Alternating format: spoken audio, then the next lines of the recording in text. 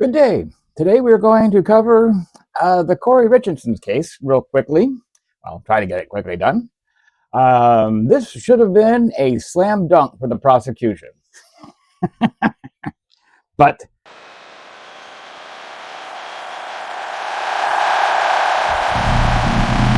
currently at the moment, the prosecution seems to have scored own goal. Or as I often like to say, but parents move your kids away and, stepping on their own dick. Kouri Richins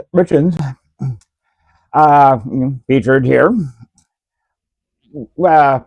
She was a real estate agent, and she wanted to buy houses and flip them for a profit.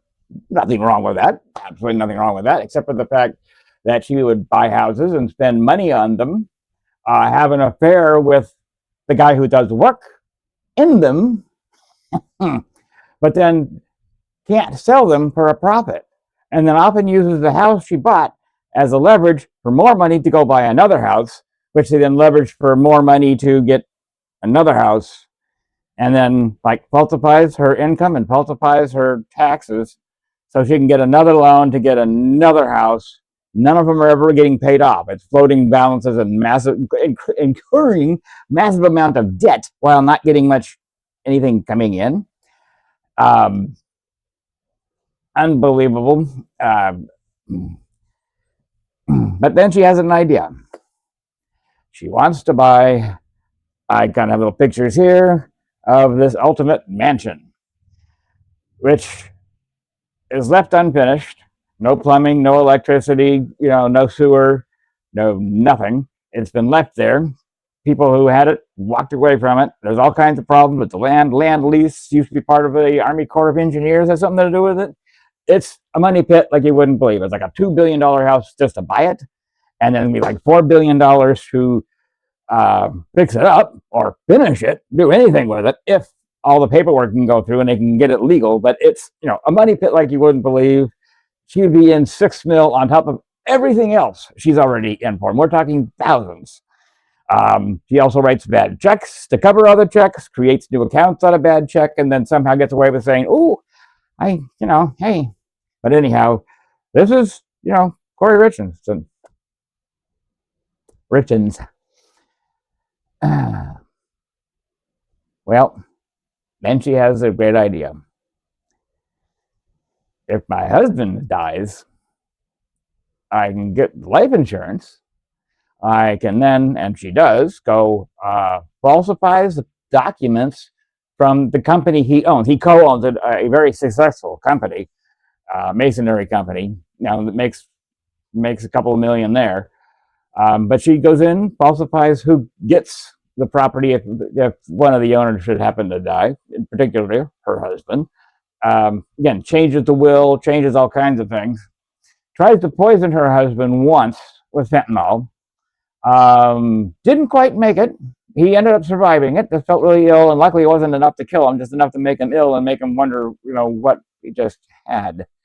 To which he then, over time, started looking into his finances and seeing she had changed all kinds of things, like changed the lease, or not the lease, excuse me, changed the will, changed the corporate information about the bank account and who gets what when, should one of them die.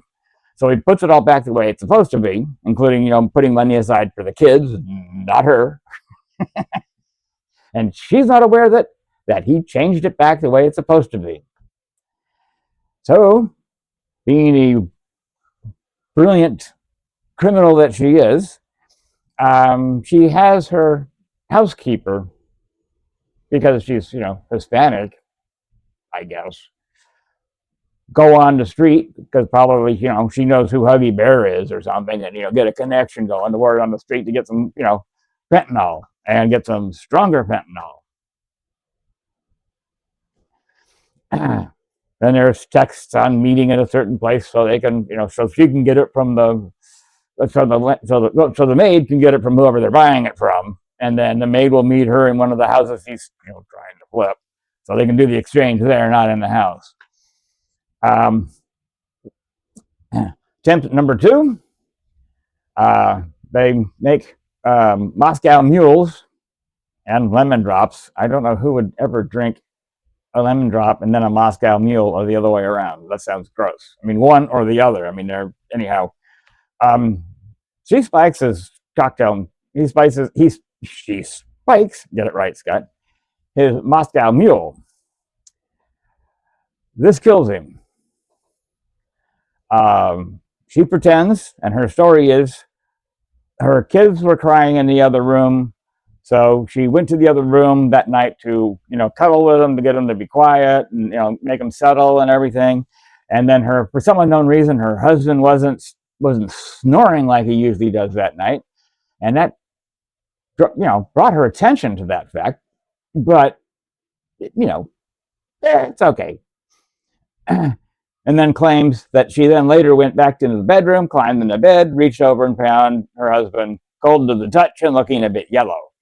And then apparently she writes some things in her journal, I think falsifying dates and times, then makes a 911 call that, again, when people try to fake 911 calls, it usually comes across pretty obvious. They're faking they're faking the emergency. Something like, too much acting and not enough actual real. But anyhow, the 911 is telling her to dump him out of the bed and try to give him CPR and stuff. And, she says she doesn't know how. And, it's a CF. One of the police detectives that show up, after 911 show up, the guy's dead. I mean, he's cold. He's gone. He packed up and went to Vegas. They almost immediately see the crime scene, the accidental death that he just suddenly croaked for some unknown reason, looked fishy. Didn't look right. Again, just like a fake 911 call. So they were a little concerned about that. But, time goes on. And, little Dingledork here, actually, because she's got all this money coming, buys the massive money pit. Well, it's not a money pit. This is more like a crater. And then the day they put her husband in the ground, she then throws a party over here, but it's not a wake. It's I just bought this property, hosting with cocktails and everything, I guess. But there must have been all, staged. It must have had a refrigerator, a generator, and some walk-in toilets because this place had none of them. Anyhow,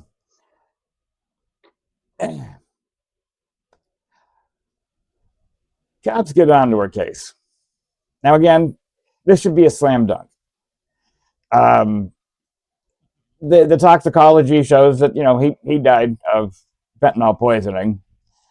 And there's some other things that go on to make it confusing or kind of confuse it. But, how did he get fentanyl in his last drink? Well, I don't know. Just slipped in there. But unbelievable. The lead detective on this case, I'm not going to mention his name, absolute idiot. I forget how long he's been on the force, but one of the jobs he used to be in narco and drug enforcement. And during the trial, the word freebase comes up, and he says he's not aware of that term and whether she could define it or one of the lawyers can define it for him. How could you be in narco and not know what the word freebase means? Well, I mean, this guy probably doesn't know what hotboxing is either. But the guy, he's the the lead detective. Everyone, all information goes to the lead detective. He coordinates everything, looks over everything. Should have eyes on the ball. Again, there should be a slam dunk. Keep your eye on the ball. Keep your eye on the basket.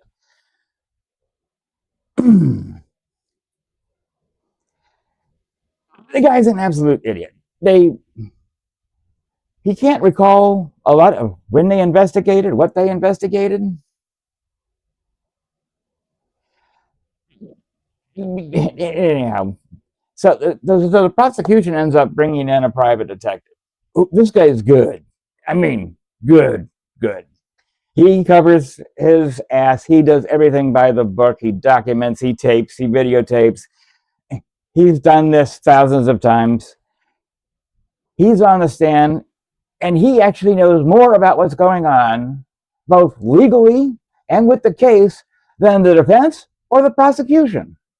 So this is great for the prosecution, but they don't use him for all that, for all the good stuff. They just use them to document, to get the, chain of custody or the provenance of certain things locked down. Who drove what car and where they went, and who has what phone and what they managed to extract from the phone. So he was just, they used him for all the core stuff, which maybe the lead police officer could have covered. And of course, the private investigator did badmouth the local cops, and obviously for good reason. Well, we heard from him first, and then we heard the local cops, and then we understood why he kind of like spoke ill of the local cops.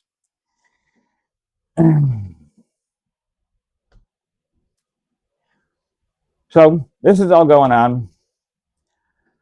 Little princess here writes a book supposedly dealing with having to explain to children how life goes on when a parent dies, and how they're always there looking over them. And it says this nice little book on daddy died, and how to take care of the kids, and how their emotions are, and kind of explaining things. It's a kid's book explaining upwards on what's going on and how things should go.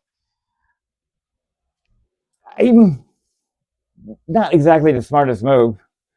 Again, there's some details in the book that are kind of like questionable. Then she, of course, goes on a little tour of the book because it's selling. She shows up on a couple of local news stations and or Good Morning Sunday shows, and she talks all about the book she wrote, and does the promo stuff. But it turns out, it comes out in the court, she didn't even write the book. She paid a ghostwriter for it, and was paying something like around $5,000 or more to write the book for her. I think it actually came even more closer to $10,000 because there were more pages than expected. So the book is going to have to sell a hell of a lot of copies to recoup the $10,000 she's paying the person who wrote the book, the ghostwriter. And I have not read the book, but everyone who has read the book said it's crap. And they even mentioned the ghostwriter as being someone who just probably put everything in the chat GPT and took it out, printed it, and sent it off. So that's an easy way to make $5,000-$10,000. But anyhow, turns out she didn't even she couldn't even handle that right. So she I don't know how many books actually sold, but the odds are she did not recoup her $10,000. Well, she probably has now because everyone's buying it because she's on trial for murder, which she did. Also, the lead detective gets in the mail a copy of the book from Amazon, a copy of her book with a note in it that says, "This is the real Kouri," signed anonymous. You don't think the cop's going to look in to see who sent him the book with a nice little note in it about this is the real Kouri, not what you see, not what you hear. This is the real lady. So of course he looks into it. Calls Google. Hey, who ordered this one? Who's the anonymous person? And it turns out it's her mother. Her mother thought she could help. All she did was point more fingers towards her daughter. Again, scoring self goals all over the place here.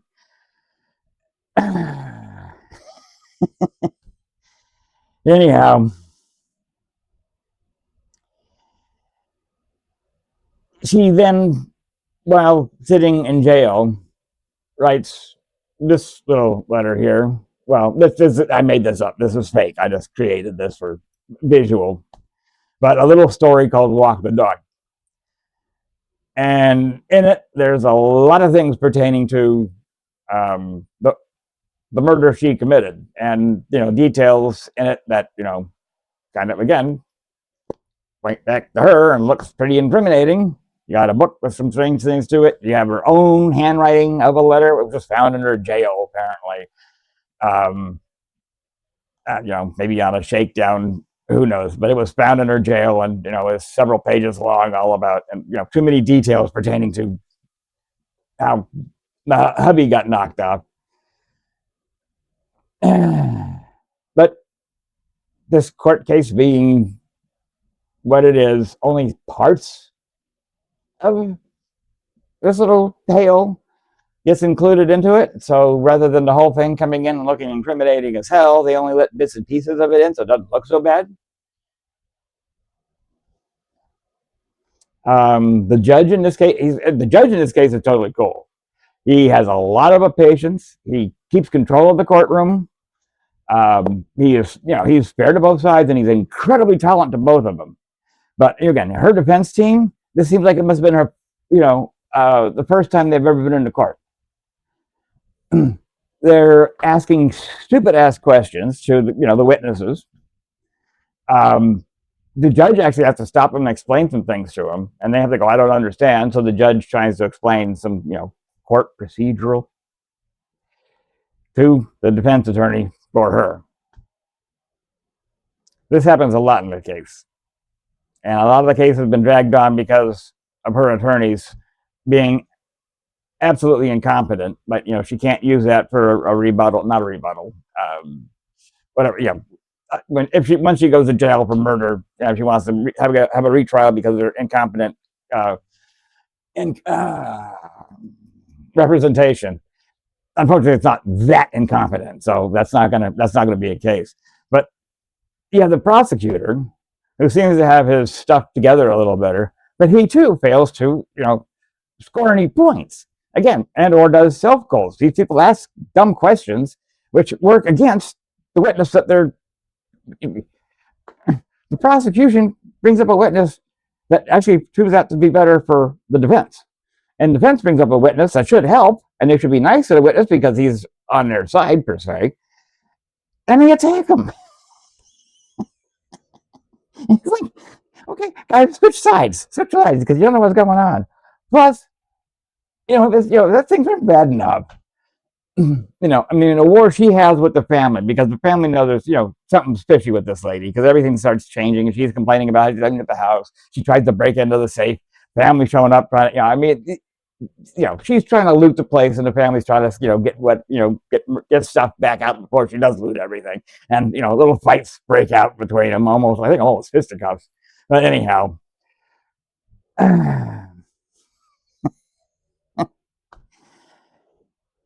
the defense decides to blame the dead, because he can't defend himself. But unfortunately, almost everything everyone says is that her husband was actually a pretty decent guy. Although apparently he cheated too. So they both cheated. Why cheat, guys? Just get a divorce. Well, get a prenup, and then when shit goes, get a divorce. Don't. But anyways, they start making this innuendo that the hunting trip, because he likes hunting, okay, right? They took a hunting trip to Mexico, and they tried to make it sound like that was kind of like a getaway, Brokeback Mountain moment. Actually asking if there was any, up the, or blatantly asking, and they're like, well, actually asking the detective if he found any evidence of them having, being sexually interested in each other. To which the detective said, no, I could not. The private eye detective, not the police detective. Police detective probably don't even know. Anyhow, I'm not going to go there. Anyways, then there was a joke between, her dead husband and the co-owner of the company that they run. And it's this, typical, guy harassing each other, and they make a joke about, I'm taking you home tonight, buddy. But it clearly as a, goofing around on a Friday before you go get some beers or something, that it wasn't, no. But of course, the defense wants to make it that. and they're trying to push it. But everyone who listens to the actual quote and the contents of the quote, the people in the court, well, actually the jury, there was laughing, but they couldn't, identify who actually was laughing out loud over the ludicrous nature of the defense, taking what was written and hearing what was written in the contents, and it's clearly a joke between two guys goofing around. Hey, up your ass, buddy. That's humor, people picking on each other, not love letters. So that's not good. That completely fails. You know, apparently, he was, her husband was a secret homosexual. No proof of that. I mean, he married her and then was also having an affair with another woman. So, anyways, like I said, this case, there was so much evidence and circumstantial evidence going right to her that she poisoned her husband, and she did it for the money, for the insurance, for the money, for the wealth, so she can handle all of her in the whole debts, and the fact that she just went in big time into debt on buying, this crater of a money pit, money crater, and the prosecution can't prove it. They failed to do anything. Their own detective had to get 10 plus warrants to go search the same house.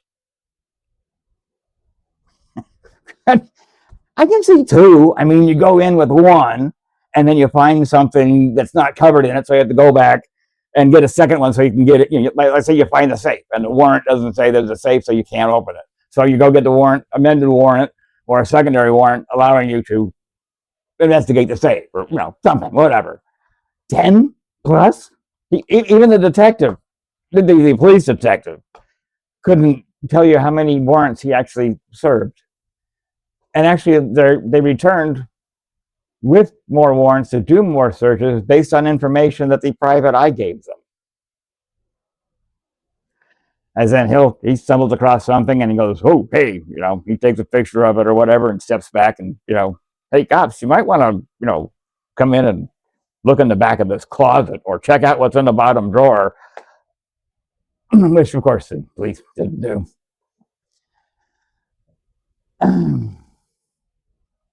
Plus, they couldn't prove any link between her maid and the people that supposedly bought the drugs from. And they brought the maid in to testify, but the maid is in jail because she's on violations of her parole violations, which, from other things.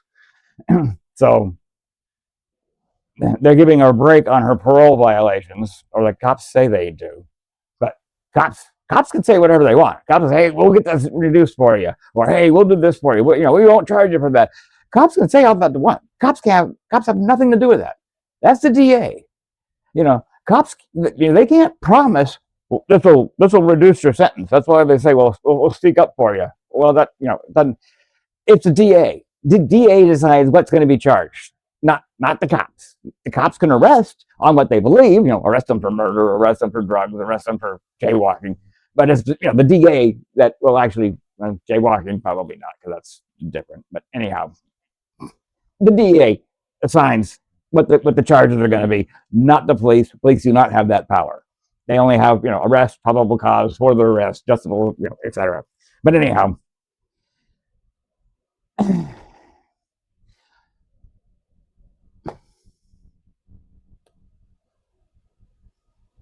the prosecution is going to lose this.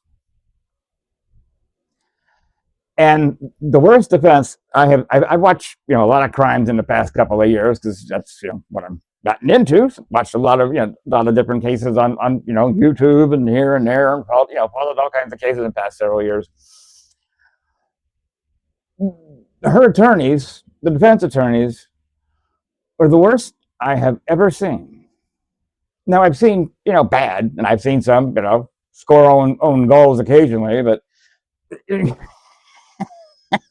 these guys never even got past half court and turned around and and meanwhile the prosecution's doing the same thing. He's scoring own goals, so it's like no side's winning.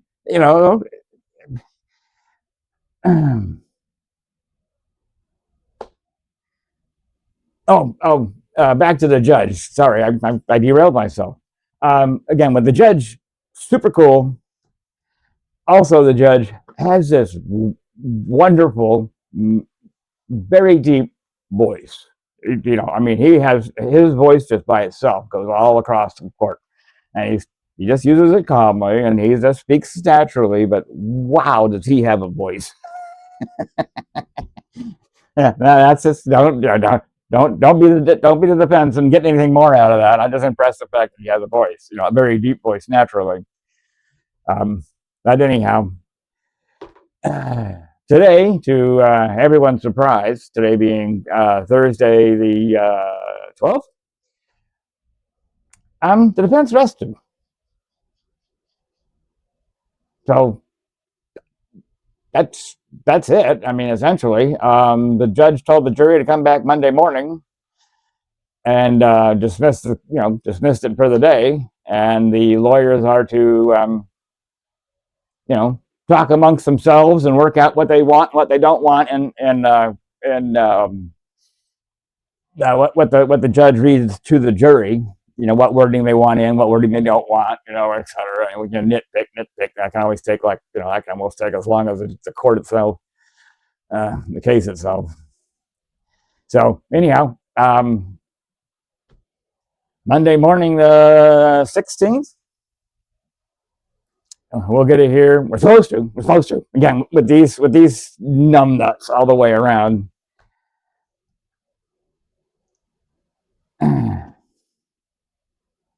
Oh yeah. Also, the cops, the police detective, they finally got they got Celebrite, which is used to read the data in phones, and he uses it. But it was the first time he used it, and he wasn't even like certified to use it. So he's trying to testify about the technology and et cetera, but he doesn't really know because this is the first time he ever did it, and he never he doesn't have certifications on it, which probably can in some courts that would go whoop. You can't certified in using it, and you're trying to bring it in the court. They're going to go, no, you're not an expert, so we can't have that testimony in. But they allowed it. Anyhow, tune in on Monday morning. Supposed to hear closing arguments, which ought to be fun, and then see what the jury has to say. Now, granted, I know a lot more about the case and a lot more details than what has come out in court, which always happens. Always happens. That there's so much more that doesn't get into the court case, and so again, like I said in one of the earlier videos, something that made me lose a lot of faith in the court system was the Karen Reed case, where the prosecution was getting away with unbelievable amount of crap, and they were trying to get Karen Reed. Thank God, they didn't. After 2 tries, they didn't. But anyhow, I lost a lot of faith in court seeing that. I mean, I've seen some stunts pulled, but that was the biggest stunt I've ever seen. This was the biggest no one wants to win case I've ever seen in my life. But the jury only knowing what's happened in the court case, nothing outside, nothing external, nothing that got in, or nothing that didn't get in, sorry. The jury's likely to come back and say, hey, you didn't prove it to us. Innocent. And she walks. Granted, she walks broke because all the money she was expecting to get was corrected before she knew it, before she killed him. So it goes to the other owner of the company that he had, and then all the money goes to the family and goes to his kids. And she's left with, whatever stipend she's left with, which is apparently not much. And considering she now has this she paid $2 million for this, not to mention however many millions of dollars she was in debt for. So, and she's, in jail, so she's not, flipping any more accounts, which of course the banks are now all alerted to. So she's going to have some fraud cases coming up just on her banking system. Her creative banking. Anyhow, that's it for this one. Like I said, We'll find out Monday morning when closing arguments happen, and who knows how long that's going to go. So we'll say, we'll give it the whole day for closing arguments, half the day for one, half the day for the other. If they're probably going to come back with the ruling by Tuesday noon. I'll put my money on that one. I'll put my chips there. Tuesday noon is when the court comes back, the jury comes back, and I wouldn't be at all surprised if they come back and say, didn't prove it, not enough proof, she walks. Well, I'm going to walk too. Take care of yourselves. Be nice to each other. May your God go with you. Sabos. Bye.